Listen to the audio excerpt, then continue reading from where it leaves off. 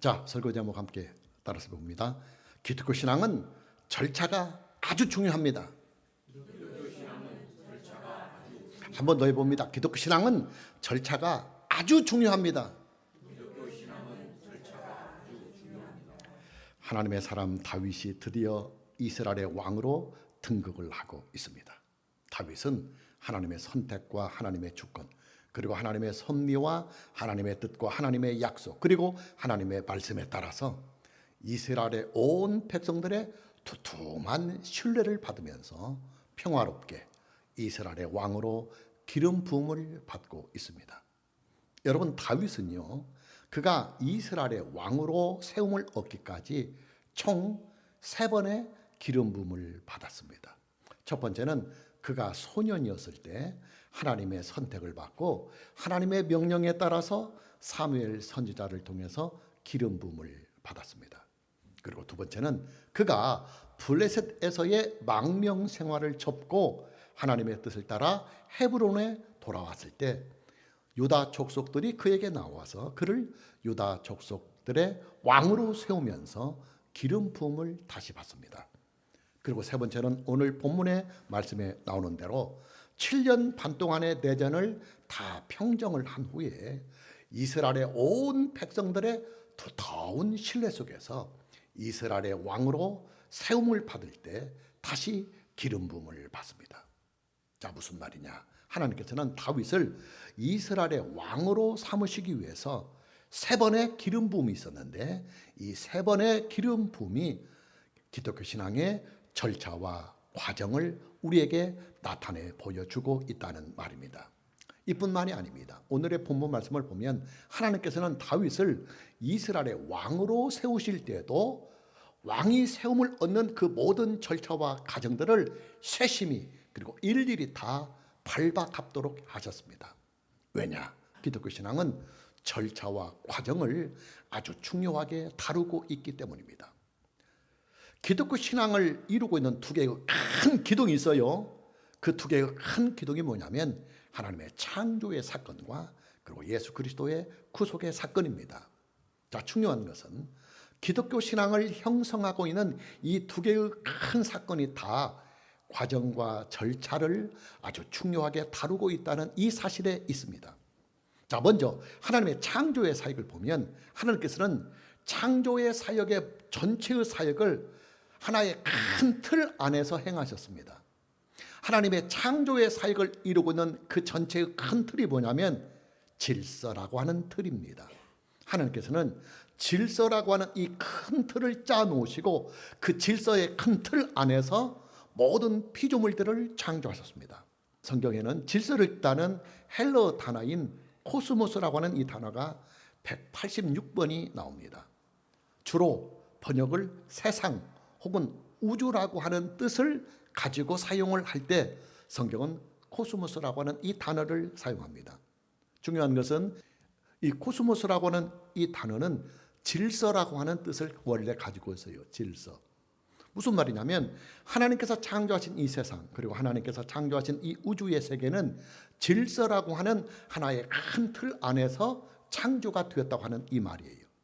여러분, 질서가 무엇입니까?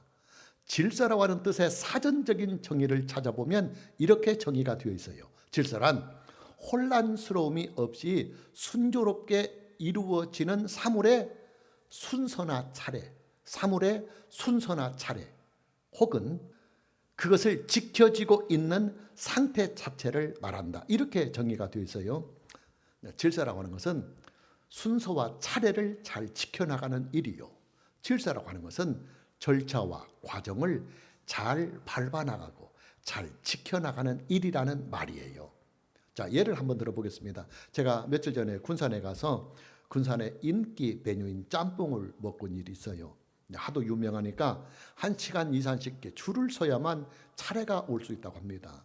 순번도 없고 누가 지도를 하는 사람이 있는 것도 아닌데 사람들이요 스스로들 다 알아서 일렬로 쭉 줄을 서서 1시간 이상씩 그 순서를 잘 지켜나가요. 우리는 그럴 때 저 사람들 질서를 잘 지킨다 그런 말을 합니다. 무슨 말이냐? 질서라고 하는 것은 차례를 잘 지키고 순서를 잘 지킨다는 말이에요. 바꾸어 말하면 질서라고 하는 것은 절차와 과정을 잘 밟아나가고 절차와 과정을 잘 지켜나간다는 말이에요. 하나님의 창조의 사역을 보면 절차와 과정들이 아주 뚜렷하게 잘 나타나 있습니다. 하나님께서는 하나님의 모든 창조의 사역을 하루라고 하는 이 시간을, 하루가 24시간이잖아요. 하루라고 하는 이 시간을 하나님께서는 철저하게 지켜가시면서 6일 동안 하나님의 모든 창조의 사역을 다 온전히 완벽하게 마무리를 하셨습니다. 그리고 6일 동안의 창조의 사역을 다 마무리를 하신 후에 하나님께서는 하루를 온전하게 휴식을 하셨습니다. 자, 무슨 말이냐?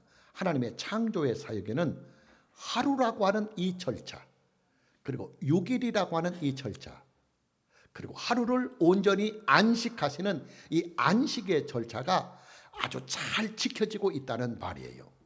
이뿐만이 아니에요. 하나님께서는 사람을 창조하실 때도 절차와 과정을 아주 철저하게 잘 지켜나가셨습니다. 하나님께서는 남자를 먼저 흙으로 창조를 하신 후에 남자의 갈빗대 하나를 취하여서 여자를 만드셨습니다. 자, 왜 그렇게 하셨느냐? 그게 두 가지 이유 때문입니다. 첫 번째 이유는 남자와 여자가 사랑을 통해서 한 몸이, 즉 부부의 관계를 맺게 하시게 하기 위하여 이렇게 하셨습니다. 그리고 두 번째 이유는 이게 더 중요합니다. 남녀의 질서, 즉 절차와 과정을 세우기 위해서 그렇게 하셨습니다. 무슨 말이냐면 하나님께서는 인간의 창조의 사역을 통해서도 남자와 여자의 질서, 즉 과정과 절차를 잘 지켜가시면서 인간을 창조하시고 그리고 모든 우주의 만물을 창조하셨다는 말입니다.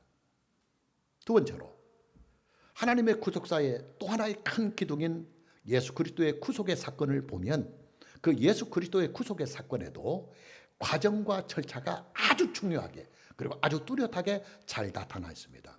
자, 하나님께서는 타락한 인류를 구원하시겠다고 하는 구원의 약속을 가장 먼저 이 땅에 주십니다. 인류에게 주십니다. 그런 후에 하나님께서는 그 하나님께서 우리에게 약속해 주신 구원의 약속을 한 걸음씩 앞당겨 가십니다. 그러다가 마침내 때가 참에 하나님의 그 약속대로 예수 그리스도를 이 세상에 보내십니다. 자, 완전한 사람으로 이 세상에 오신 예수 그리스도는 요단강에서 세례를 받으신 후에 하늘로부터 주어지는 메시아의 소명을 받게 되고 메시아의 소명을 받은 후부터 본격적으로 메시아의 사역, 즉 공생의 사역에 뛰어들게 됩니다. 그런 후에 예수님께서는 예수 그리스도의 메시아의 사역, 하나님의 구속의 사역의 클라이막스인 십자가 사건을 만들어 가십니다. 그런 후에 다시 예수님께서는 부활을 하시고 그리고 부활하신 후에는 승천을 하시고 승천을 하신 후에는 하나님 보좌 우편에 앉으십니다. 그리고 이제 다시 예수님께서는 하나님의 구속의 완성을 위해서 이 세상에 다시 오십니다. 여러분, 예수 그리스도의 구속의 사건에 나타나고 있는 이 모든 절차와 과정들은요, 어느 하나라도 과정과 절차가 빠지거나 아니면 이 과정과 절차가 순서가 뒤바뀌면 절대로 안 됩니다. 여러분, 오늘이 부활절입니다. 이 부활절은 예수 그리스도의 십자가 사건, 즉 죽음의 사건이 있어야 부활이 있습니다. 부활의 사건이 먼저 있고 예수 그리스도의 죽음의 사건이 나중에 있으면 안 됩니다. 그리고 예수 그리스도의 십자가 사건이 없이 부활만 강조하면 이것도 안 돼요. 또 예수 그리스도께서 십자가 사건이 오기 전에는 예수님이 이 세상에 오셔야 돼요. 오시지 않고서는 십자가 사건도 없고 그리고 부활의 사건도 없고 재림의 사건도 없어요. 또 예수님의 오심이, 즉 성탄절 사건이 이 땅에 일어나려면 먼저 하나님의 구원의 약속이 메시아를, 즉 예수 그리스도를 이 세상에 보내시겠다고 하시는 하나님의 약속이 먼저 있어야 돼요. 그래서 이런 절차와 과정들이 반드시 하나님의 구속사에는 쭉 지켜나가고 있어요. 이 절차와 과정이 잘못되면 불법이 됩니다. 그리고 이단이 되고 사이비가 됩니다. 기독교 역사를 보면 많은 이단들과 사이비들이 있어 왔습니다. 자칭 하나님이라고 하는 자들도 수없이 있어 왔고 또 자칭 자기가 메시아 혹은 구원자 혹은 예수 그리스도 혹은 보혜사라고 하는 자들이 수없이 있어 왔어요. 지금도 우리들 주변에는 여전히 그런 이단들과 사이비들이 널브러져 있습니다. 자, 그런 이단들이나 사이비들의 특징이 어디에 있느냐면 이단 교주들, 그리고 그 교주가 만든 그 집단들이 만들어 가지는 과정과 절차가 전혀 없다는 사실이에요. 여러분, 이단들이나 사이비들의 교주들을 보면요, 그들이 구원자가 되는 절차와 과정이 전혀 없어요. 그들이 예수가 되고 그들이 메시아가 되는 과정과 절차가 전혀 없어요. 먼저 그들이 메시아가 되고 그들이 구원자가 되려면 하나님의 구원의 약속이 그에게 있어야 돼요. 또 그를 이 세상에 구원자로 보내시겠다고는 하나님의 약속의 말씀에 선포가 있어야 돼요. 그리고 그 약속의 말씀에 따라 그가 이 세상에 와야 돼요. 그리고 와서 반드시 우리의 구속을 위하여 죽어야 돼요. 그리고 죽은 자 가운데서 다시 살아나서 우리의 신앙이 죽지 않고 영원하도록 생명의 신앙이 되도록 만들어 나가야 돼요. 그리고 다시 성전에서 아버지 보좌 우편에서 우리를 다시 중보하시고 만왕의 왕이 되셔야 해요. 그리고 다시 이 세상을 심판하시고 또 믿는 자들을 구원하셔서 새하늘과 새 땅으로 임하시는 아버지의 나라에 믿는 자들을 다 데려가서 그곳에서 영원토록 살아계실 재림이 있어야 돼요. 그런데 이 땅에 존재하는 사이비들, 교주들, 그리고 그들이 만든 집단들을 보면 이런 과정이 전혀 없어요. 어느 날 그냥 자기가 지리산에서 40년 돛땄다가 하나님의 계시를 받았다, 이런 식으로 해서 아무 절차가 없이 그냥 어느 날 툭 터져서 집단이 만들어지고 그리고 그 세력이 커지면 그가 교주가 되는 거예요. 이런 경우를 한번 생각해 봅시다. 어떤 여인이 어느 날 갑자기 아이를 임신해서 그가 사랑하는, 그와 교제하는 혹은 약혼자인 남자한테 딱 나타났습니다. 그 남자는 임신을 한 그 여인과 육체 관계가 전혀 없었고, 그 다음에 요즘은 의학적으로도 정자 시술이 되니까 정자 시술을 한 일도 전혀 없어요. 자, 그렇다면 여러분, 그 여인이 임신을 한 그 아이는 적어도 그 남자와는 전혀 상관이 없는 아이가 될 것입니다. 왜냐? 여자의 임신이라고 하는 것은 정자를 받아들이는 과정과 절차가 거치지 아니하시고는 절대로 아이가 만들어질 수 없어요. 그죠? 여러분, 과학적으로, 의학적으로, 그리고 창조적으로 한 인간의 출생은 남자와 여자의 사랑을 통해서 만들어지는 거예요. 그런데 정자가 전혀 없이 여러분 어떻게 아이가 만들어질 수 있겠습니까? 그러니까 내 정자가 전혀 없이 어떤 여인이 임신을 했다고 한다면 적어도 그 여인의 임신은 내 아이는 아니다는 말이에요. 이건 상식입니다. 그러니까 한 아이가 만들어지기까지는 반드시 정자와 난자의 결합이라고 하는 이 절차와 과정이 있어야 된다, 그 말이에요. 여러분, 하나님의 구속의 사역은요, 반드시 절차와 과정이 있어요. 하나님의 구속의 사역의 절차와 과정이 가장 현실감이 있게 잘 나타나 있는 사건이 뭐냐면 구약의 제사입니다. 여러분, 구약의 제사는요, 희생의 제물로 드려지는 제물의 종류가 다 하나님의 말씀의 법으로 정해져 있고, 그리고 제물을 드리는 과정과 절차까지도 제사법으로 하나님의 말씀으로 다 정해져 있어요. 당연히 구약의 제사는 제사법으로 규정을 하고 있는 그 모든 절차들과 과정들을 다 순서 없이, 그리고 하나도 빠짐없이 차례대로 다 밟아 나가야 해요. 하나님께서 정하신 제물을 선택해서 하나님께서 정하신 방법대로 하나님께 드려야 돼요. 이 절차와 과정을 밟지 아니하면 그 제사는 불법이 되어서 오히려 제사를 드리는 그가 하나님의 진노를 받게 돼요.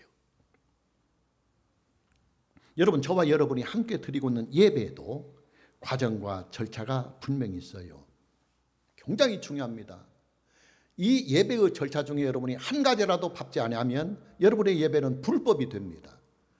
그리고 이 예배의 절차가 바뀌어져 버려도 여러분 예배는 불법이 됩니다. 저와 여러분이 하나님께 드리는 예배의 절차 중에서 가장 첫 번째의 절차, 기초가 되는 절차가 뭐냐면 예배자의 정결의 절차입니다. 예수님을 믿는 사람들은 원칙적으로 예수님을 믿을 때에 원죄와 자범죄 모두를 다 사함을 받았지만은 거룩하신 하나님을 예배하는 예배자로서의 그 예배하는 의를, 예배자의 의를 회복하기 위해서 반드시 우리는 예배하기 전에 1차적으로, 이게 가장 중요합니다. 기초적입니다. 정결의 절차를 밟아가야 합니다. 그 정결의 절차가 뭐냐면 죄 고백에 대한 기도입니다. 하나님, 내가 한 주간 동안 혹은 지난날 동안 이런 죄 때문에 하나님을 예배하기에 제 신앙의 양심상 걸림돌이 됩니다. 감사하게도 하나님께서 예수 그리스도 안에서 우리의 죄를 사주시는 은혜를 제게 주셨으니 이 시간 하나님을 거룩하게 예배할 수 있도록 지난날의 저의 죄악을 예수 그리스도 안에서 용서해 주시고 예수 그리스도 안에서 성령으로 거룩한 의를 다시 회복해 주시옵소서 하는 이 믿음의 간구가, 죄 고백에 대한 기도가 반드시 있어야 돼요. 그리고 그런 죄 고백이 있은 후에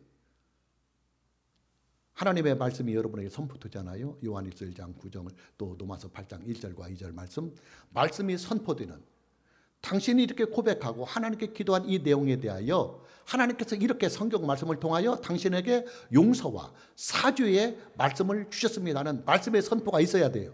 그리고 그 말씀의 선포를 여러분이 아멘으로 받을 때에 그 말씀이 여러분에게 효력이 임하는 것입니다.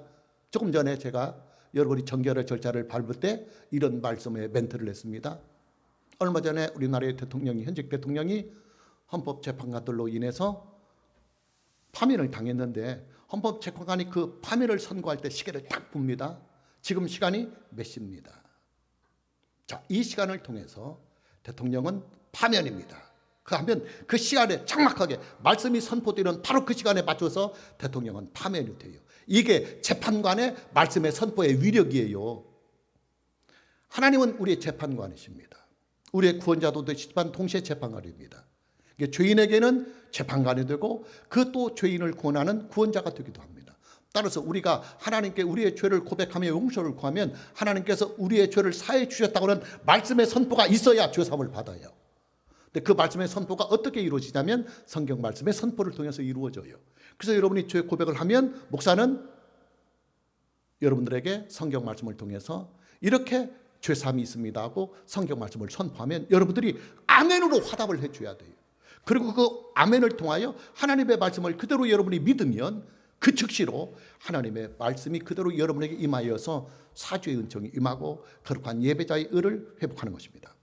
가톨릭에서는 이 절차를 성당 입구에는 성수를 찍어서 성물을 그으면서 이 절차를 밟아나가요.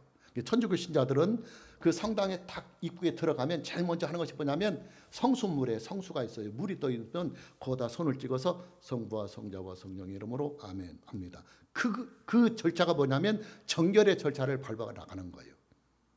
가톨릭에서는 이렇게 형식으로 합니다.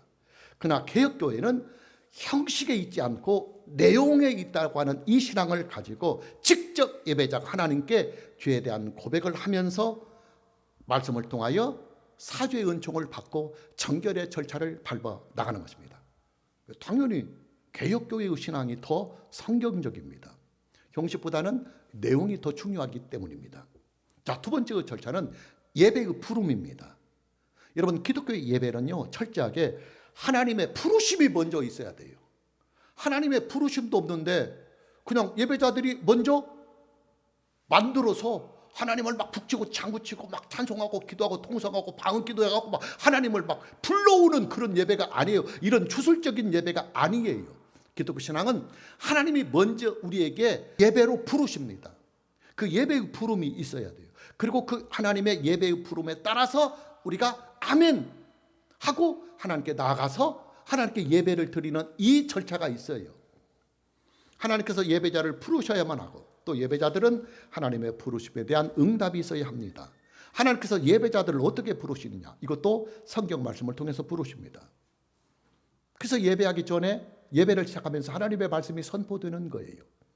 하나님께서 오늘 당신들을 이렇게 예배자들을 예배의 전에 불러서 하나님을 예배할 수 있는 은혜를 주셨습니다.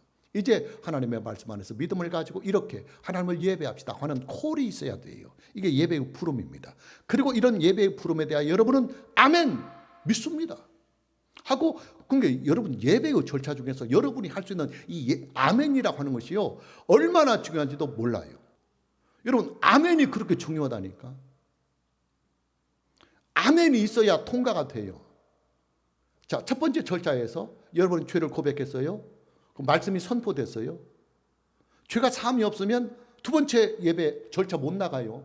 못 나갑니다. 절대 못 나가요. 사함이 없는데 어떻게 나가요? 그러면 첫 번째 절차가 이루어지려면 말씀의 선포가 있으면 여러분들이 그것을 아멘으로 받아들여야 돼요. 그러면 됐어. 그리고 이제 두 번째 단계, 세 번째 단계가 나와드렸는데 아멘이 없어. 그냥 묵묵부답 예배를 보고 가는 거죠. 그래서 사람들이 예배 보러 간다. 이게 본다는 것은 구경이잖아요. 예배를 그냥 구경만 하고 가는 거야. 그러니까 구경꾼하고 예배를 직접 드리고 가는 사람하고 달라요. 여러분 아멘 해야 돼. 아멘 없으면 예배가 진전이 안 돼요. 설교도 마찬가지고. 자, 세 번째 절차는 하나님께 대한 찬양과 감사입니다.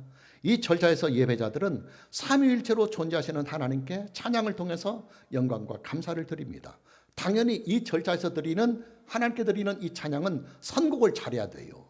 뭐 간증적인 신앙 이런 거 하면 안 돼요. 삼위일체로 존재하시는 하나님을 거룩하게 찬양하는 거룩한 찬양이 이 순서에 반드시 들어가야 돼요. 그래서 선곡을 잘해야 됩니다. 그리고 하나님께 드려지는 네 번째 절차는 기도의 절차입니다. 보통 우리는 대표 기도를 통해서 예배자들의 기도를 하나님께 드리고 있습니다. 그리고 그 다음의 절차가 바로 성경 말씀이 선포되는 강도의 절차가 있습니다. 하나님께서는 예배자들에게 성경 말씀으로 하나님의 말씀을 주십니다. 예배자들은 설교자의 설교를 통해서 증거가 되는 하나님의 기록된 말씀인 성경에 아멘, 아멘, 아멘 이렇게 화답을 하면서 하나님의 말씀에 응답을 하는 거예요.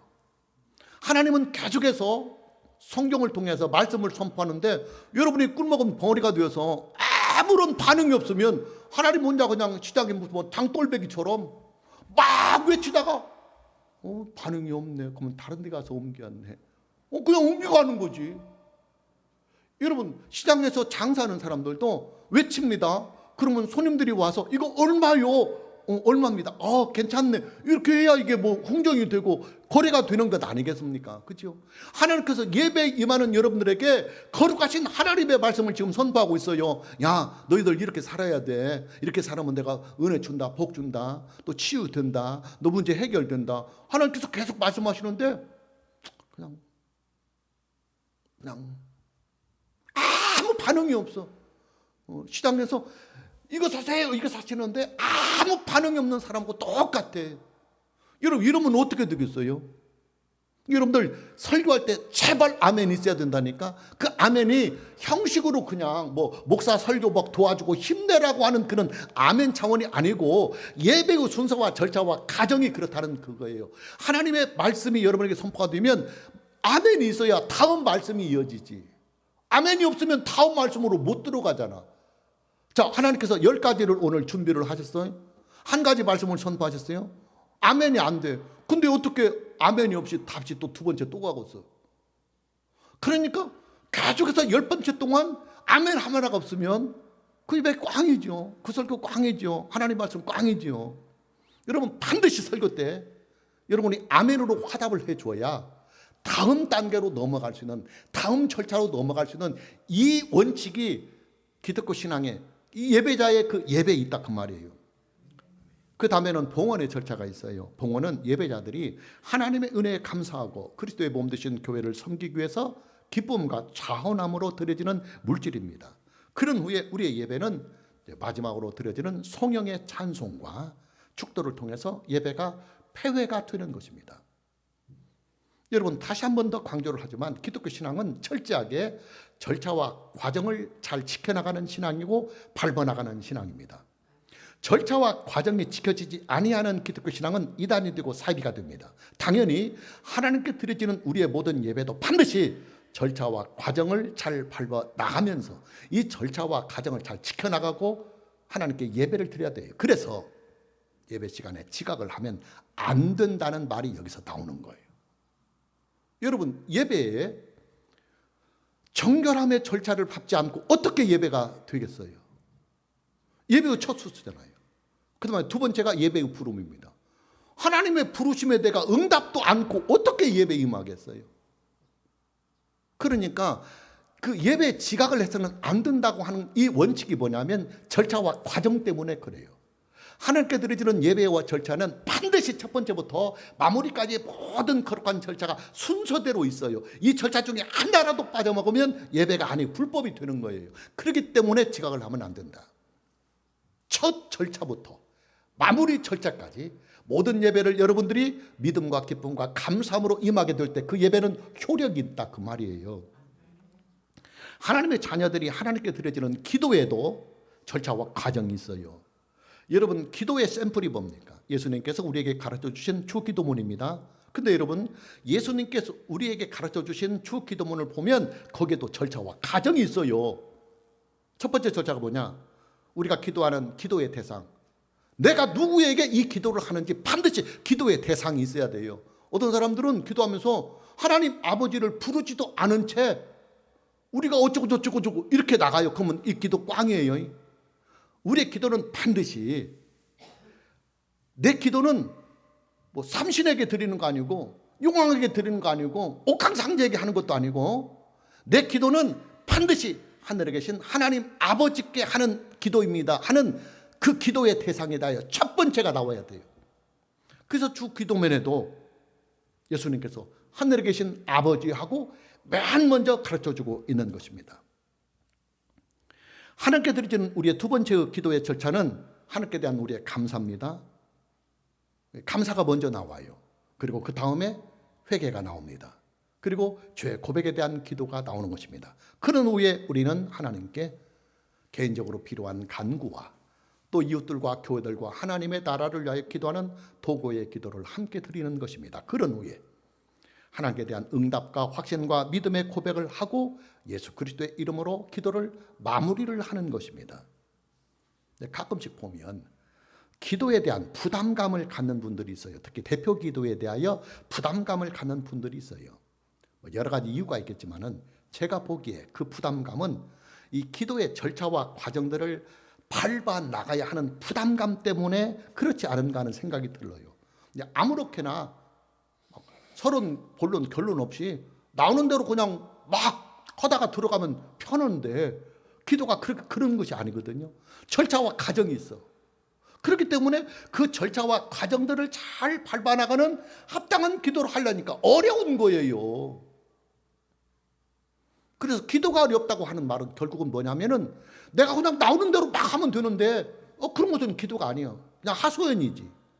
하나님께 드리는 기도라고 하는 것은 순서와 절차를 밟아나가서 합당하게 드려질 때 그 기도가 유효한 기도가 되는 거예요. 그런데 그 절차와 과정들을 사람들이 모르기 때문에 그냥 대충대충 하려고 하니까 어려운 것이다 그 말이에요. 오늘의 본문 말씀을 보면 다윗이 이스라엘의 왕으로 기름 부음을 받는 내용이 나옵니다. 이 말씀을 보면 다윗이 이스라엘의 왕으로 기름 부음을 받는 이 과정에도 절차와 과정들이 아주 잘 지켜지고 있어요. 첫 번째 절차가 뭐냐? 이스라엘의 12지파의 모든 백성들이 만장일치로 다윗을 이스라엘의 왕으로 추대를 하는 절차입니다. 추대. 그래서 민주적이며 평화적인 추대를 통하여 만장일치의 추대를 통하여 그는 이스라엘의 왕으로 세움을 얻는 것입니다. 본문 1절 말씀을 보면 이스라엘 모든 지파가 헤브론에 이르러 다윗에게 나와 이르되 그렇습니다. 그리고 두 번째 절차는 다윗을 이스라엘의 왕으로 삼으신다고 하는 하나님의 언약과 하나님의 말씀이 선포되는 절차입니다. 아주 중요한 절차죠. 2절 전에 그 사울이 우리의 왕이 되었을 때도 이스라엘을 거스려 출입하게 하신 분은 왕이셨고 여호와께서도 여가 중요합니다. 여호와께서도 왕에게 말씀하시기를 네가 내 백성 이스라엘의 목자가 되며 네가 이스라엘의 주권자가 되리라 하셨나이다. 하나님께서 다윗을 이스라엘의 왕으로 세우겠다고 하는 하나님의 약속의 말씀이 이스라엘 백성들을 통해서 선포가 되는 내용입니다. 여러분 이스라엘 왕은요 백성들의 선택으로 세워지는 것이 아니고 하나님의 주권과 하나님의 선택으로 세움을 얻는 것입니다. 하나님께서는 다윗을 이스라엘의 왕으로 세우셔서 그를 통해서 하나님의 뜻을 이루어 가시려고 하시는 약속을 하셨습니다. 그러기에 이스라엘 백성들은 하나님께서 다윗에게 말씀하신 그 언약을 다시 한번 선포하면서 왜 선포하느냐? 오늘 이렇게 다윗이 이스라엘의 왕이 되는 이 다윗의 왕권은 백성들에게로부터 나온 것이 아니라 하늘에 계신 하나님께로부터 나왔습니다. 하나님께서 다윗을 우리의 왕으로 선택하셨고 그 선택에 우리가 아멘으로 화답해서 지금 온 백성이 평화롭고 민주적으로 이 다윗을 추대해서 왕으로 세우는 것입니다. 하는 하나님의 약속의 말씀을 순종하고 그 말씀을 성취하고 있다고 하는 그 말씀이 선포되는 거예요. 그 다음에 세 번째 절차는 다윗이 이제는 왕이 되기 위해서 일부 직정에서 하나님과 언약을 맺는 절차입니다. 아주 중요하죠. 본문 3절입니다. 이에 이스라엘 모든 장로가 헤브론에 이르러 왕에게 나오매 다윗 왕이 헤브론에서 여호와 앞에 그들과 언약을 맺으며 그들이 다윗에게 기름을 부어 이스라엘 왕으로 삼았다 그랬습니다. 다윗은 왕이 되기 전에 하나님께 서약을 합니다. 어떤 서약이냐? 나는 하나님의 약속의 말씀에 순종해서 하나님의 말씀대로 이스라엘을 다스리겠다고 하는 서약입니다. 대통령이 서약하잖아요. 대통령이 취임하기 전에 서약합니다. 미국 대통령 같으면 신구약성경 66권 위에 손을 얹고 하나님 앞에서 서약합니다. 이게 대통령 서약하듯이. 이 절차가 반드시 있어야 돼요. 다윗도 그는 하나님이 세우신 하나님의 사람이기 때문에 하나님 앞에서 내가 지금 이스라엘 왕이 되는 이 일은 하나님의 약속에 따라서 왕이 되는 것이고 따라서 나는 하나님의 말씀대로 이스라엘 백성을 다스리겠습니다. 나 역시도 하나님의 말씀을 순종하겠습니다. 하는 서약이 왕의 서약이 있는 거예요. 그런 후에 비로소 다윗은 이스라엘을 대표하는 장로들에 의해서 이스라엘 왕으로 기름 부음을 받는 것입니다. 여러분 오늘의 본문 말씀에 소개되고 있는 이 절차와 과정들은요 다윗이 이스라엘의 왕으로 기름을 받는 이 일에 반드시 거쳐야 하는 절차요 그리고 과정입니다. 만에 하나라도 이 절차와 과정 하나가 무시된다고 한다면 다윗이 이스라엘의 왕이 되는 것은 불법이에요. 여러분 우리나라의 대통령을 어떻게 뽑습니까? 먼저 대통령이 되고자 하는 사람은 출마를 선언하고 그 다음에 선거에 등록을 해야 돼요. 그런 후에 투표를 통해서 최종적으로 당선이 돼야 돼요. 그리고 당선이 된 대통령 당선인은 헌법의 절차에 따라서 공식적으로 취임을 하게 됩니다. 그런데요, 만에 하나라도 투표라고 하는 이 중요한 절차를 거치지 아니하고 오늘날 어떤 사람이 무력을 사용해서 막 군대를 동원해서 스스로 대통령직에 앉았다고 해봅시다. 당연히 불법입니다. 헌법에 따라서 처벌을 받아야 합니다. 저와 여러분이 중요한 내용입니다. 저와 여러분이 기독교 교리를 공부하면서 구원의 서정에 대하여 공부를 한 일이 있습니다. 구원의 서정이라고 하는 것은 하나님께서 죄인을 구원해 나가시는 절차와 과정을 말하는 것입니다. 하나님께서는 한 인간을 구원하셔서 완벽하고 완전하고도 영원한 구원을 이루기까지 반드시 이런 순서와 이런 절차들을 밟아 나가면서 한 인간을 구원하신다 하는 이 구원의 절차와 과정을 말하고 있는 것이 구원의 서정이에요. 그 구원의 서정의 첫 번째 절차가 뭐냐? 하나님의 선택과 부르심입니다. 하나님은 선택하는 자를 구원하셔요. 그리고 두 번째 절차는 하나님은 선택하신 사람을 성령을 통하여 중생케 하십니다. 다시 거듭나게 하십니다. 이게 두 번째 절차예요. 그리고 세 번째 절차는 중생한 사람에게 성령이 그에게 회개의 은혜와 그 다음에 믿음의 은혜를 주셔서 그가 죄를 회개하고 예수 그리스도를 구주와 주님으로 믿게 되는 믿음의 절차입니다. 그리고 네 번째 절차는 그렇게 그가 예수 그리스도를 믿을 때에 하나님께서 약속하신 대로 그에게 의를 주시는 의롭다함의 칭의의 절차가 있습니다.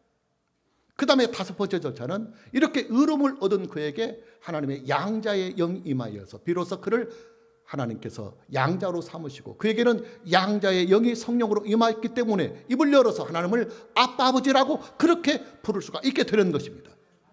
그리고 여섯 번째 절차가 바로 성화의 절차입니다. 하나님의 자녀가 된 사람은 이제 성령이 내주하시기 때문에 예전과는 달라요. 또 넘어지고 또 넘어지지만은 그러나 예전보다는 분명히 달라요. 어제보다는 조금 더 달라요. 한 걸음씩 한 걸음씩 한 발자국 한 발씩 조금씩 성화가 되고 거룩게 나가는 성화의 과정이 있어요. 그리고 마지막 일곱 번째 절차는 영화의 절차입니다.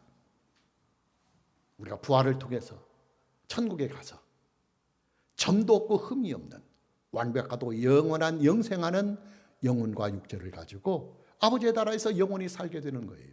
근데 여러분, 자, 이 절차와 과정에서 하나님의 부르심이 없이는 성령이 오실 수가 없으니까 중생의 역사가 없어요. 중생이 없이는 믿을 수가 없어요. 회개할 수가 없어요. 어떻게 완악한 타락한 죄인이 하나님께서 거듭 태어나게 하지 않았는데 어떻게 스스로 믿을 수가 있겠어요? 그리고 믿음이 없는 사람을 어떻게 하나님께서 의롭다 하시겠어요? 또 의로움이 없는 자에게 어떻게 하나님의 자녀가 되는 은혜를 베풀어 주시겠어요? 하나님의 자녀가 되지 못한 사람이 어떻게 성화에 이르고 어떻게 영화에 이르겠어요? 그래서 여러분, 기독교 신앙은요, 이렇게 반드시 절차와 과정이 반드시 있어요. 그리고 이 절차와 과정들은 그 순서대로 밟아가야 돼요. 하나라도 빠져서는 안 돼요. 순서가 뒤바뀌어서도 안 돼요. 마무리합니다. 오늘은 2025년의 부활주일입니다. 여러분, 예수님의 부활의 사건과 그리고 기독교 신앙이 가지고 있는 이 부활의 신앙은 하나님의 구속사에 있어서 아주 중요한 절차요, 그리고 아주 중요한 과정입니다. 예수님께서는 부활을 통해서 예수님을 믿는 자들의 모든 그 신앙을 죽은 자를 믿는 죽은 신앙이 아니라 살아계신 분을, 또 영원히 살아계신 분을 믿는 살아있는 신앙이 되게 하셨습니다. 중요한 것은 예수님의 부활의 사건과 그리고 기독교인들이 믿고 있는 이 부활의 신앙은 하나님의 구속사를 이루고 있는 절차와 과정이라는 거예요. 주변에서 보면 어떤 교회들, 어떤 이단 비단 집단들은 유독 지나치게 부활신앙만 막 강조하는 교회가 있어요. 예수님이 죽으면 뭐하냐? 부활을 했어요 하는 거지. 그래서 우리에게 중요한 것은 예수님의 십자가 사건이 중요한 게 아니고 예수님의 부활의 사건이 중요한 것이다. 그래서 매일 부활 설교만 하고 부활만 외치는 그런 집단들이 있어요. 또 어떤 집단들은 유독 지나칠 정도로 야, 예수님이 부활했던 뭐야? 다시 오셔서 새하늘과 새 땅을 만드시고 우리를 다시 그 부활케 하셔야 우리의 신앙이 그 유효한 것 아니겠느냐? 그래서 기독교 신앙의 제일 중요한 것은 재림이야. 그래서 맨날 예수님의 재림 하다가 몇 년, 몇 시에 예수님이 온다는 디데이까지 잡아가면서 예수님의 재림 신앙을 지나치게 강조하는 그런 공동체들, 그런 집단들이 있어요. 그러나 여러분, 그런 신앙은요, 균형이 안 잡힌 신앙이에요. 균형이 잡히지 아니한 신앙입니다. 왜냐? 하나님의 구속사는 예수님의 부활의 사건만 있는 게 아니에요. 예수님의 재림의 사건만 있는 것이 아니고 맨 먼저 하나님께서 우리를 구원하시겠다고 하는, 또 하나님께서 우리의 구원을 메시아를 통하여 구원하시겠다고 하는 하나님의 구원의 약속이 먼저 있어야 돼요. 그리고 구원의 약속대로 그 메시아가 이 세상에 오셔야 하고, 또 오신 그가 하나님의 뜻을 따라서 내가 너희들을 어떻게 구원하고 하나님께서 너희들을 어떻게 구원하시는지 말씀의 선포와 그리고 삶이 있어야 돼요. 삶이. 그런 후에 구속사의 클라이막스인 우리의 구속을 위한 죽음이 있어야 되고, 그리고 부활이 있어야 되고, 또 승천이 있어야 되고, 다시 또 승천 후에는 하나님 아버지 우편에 앉으셔야 되고, 그리고 나서 예수님의 재림 때까지 이 땅에 빈 공간이 있으면 안 되니까 보혜사 성령을 보내셔서 성령을 하여금 우리와 함께 하시는 성령이 오셔야 해요. 그런 후에 최종적으로 예수님의 재림이 와서 모든 믿는 자들에게 영생하는 부활을 주시고, 그리고 새하늘과 새 땅을 만들어서 우리에게 주셔야 구속사가 완성이 되는 거예요. 여러분, 이런 모든 순서와 절차는 한 가지라도 빼먹을 수 없어요. 그리고 절차가 뒤바뀌어서도 안 돼요. 그리고 어느 한 가지만 유독 지나치게 강조해서도 안 돼요. 왜냐하면 모든 절차들은 다 그 절차가 가지고 있는 과정들이 아주 중요하고 소중한 거예요. 기독교 신앙은 이렇게 균형이 잡힌 신앙이에요. 그리고 철저하게 절차와 과정들을 지켜나가는 신앙입니다. 오늘 저와 여러분 모두에게 기독교 신앙이 가지고 있는 이 절차와 이 과정들을 여러분이 성경 말씀 안에서 믿음으로 잘 밟아나가고 잘 지켜나갈 수 있는 이 은혜가 있기를 주님의 이름으로 축복합니다. 찬양합니다.